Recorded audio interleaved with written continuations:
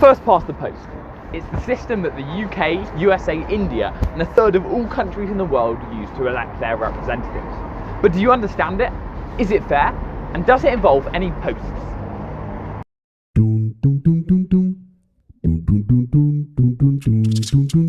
First past the post is probably the most easy and simple to understand voting system out there. Each candidate is on a ballot paper, in which each voter gets to vote for one candidate only. The candidate with the most votes then wins and goes on to become that area's representative in Parliament. It's how we elect our MPs. One vote per candidate, most votes wins. In the fictitious constituency of Simpleton, there is an election. There are 3 candidates running: A from the Circle Party, B from the Triangle Party, and C from the Square Party. Say the Square Party get 40% of the vote, Circles get 35%, and Triangles get 25%. Then the Square candidate becomes the MP and gets to represent all of Simpleton in Parliament. Meanwhile, the whole country has an election with 100 seats up for grabs in our fictitious example, with Simpleton one of them. After all the counting, the Circle Party gets 54 seats, over half, and so becomes the largest party, and will be invited to form a government.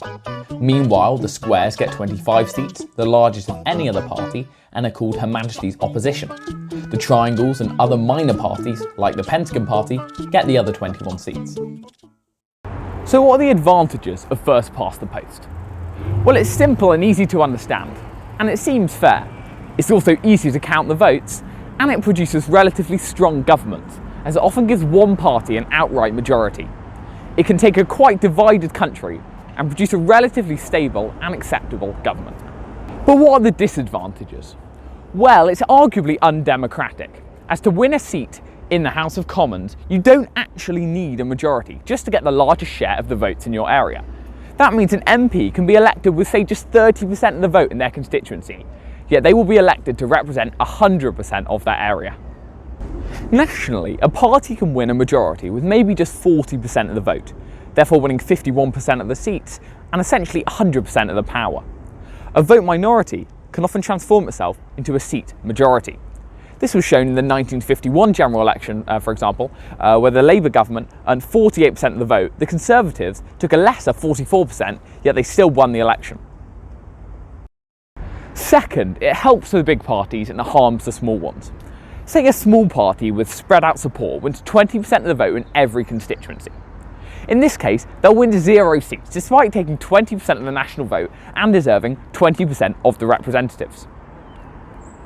This leads to the third disadvantage, which is wasted votes and tactical voting. Many know that a vote for the party which they really like, but that won't win, will be a wasted vote, as it won't affect the result of the election, as winner takes all. So instead they vote for the least worst option, the party best placed to keep out the party which they actually really hate. This creates two-party dominance, stops new ideas, and stops people voting for who they really want to win. Good? The final disadvantage of first past the post is that it creates safe seats.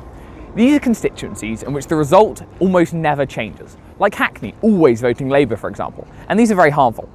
This is because different citizens effectively have different valued votes.